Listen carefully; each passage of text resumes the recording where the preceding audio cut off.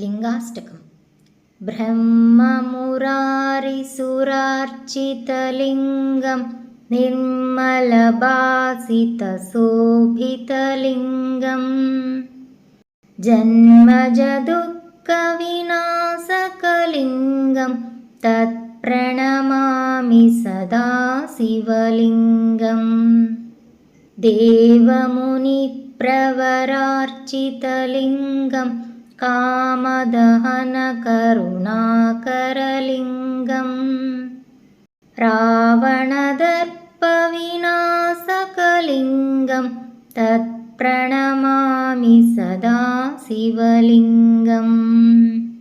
सर्वसुगन्धसुलेपितलिङ्गं बुद्धिविवर्धनकारणलिङ्गं सिद्धसुरासुरवन्दितलिङ्गं तत्प्रणमामि सदा शिवलिङ्गं।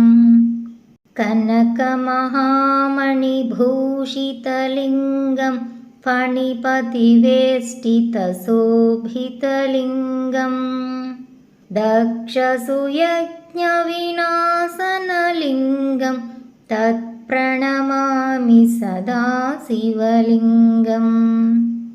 कुङ्कुमचन्दनलेपितलिङ्गं पङ्कजहारसुशोभितलिङ्गं सञ्चितपापविनाशनलिङ्गं तत्प्रणमामि सदा शिवलिङ्गं।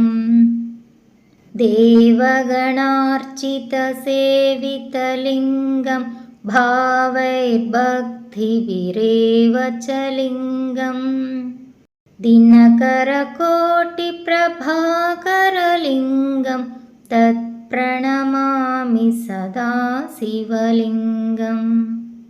अष्टदलोपरिवेष्टितलिङ्गं सर्वसमुद्भवकारणलिङ्गम् अष्टदरिद्रविनाशनलिङ्गं तत्प्रणमामि सदा शिवलिङ्गं। सुरगुरुसुरवरपूजितलिङ्गं सुरवनपुष्पसदार्चितलिङ्गं परमपदं परमात्मकलिङ्गं तत्प्रणमामि सदा शिवलिङ्गं। लिङ्गाष्टकमिदं पुण्यं यः पठेत् शिवसन्निधौ शिवलोकमवाप्नोति शिवेन सह मोदते।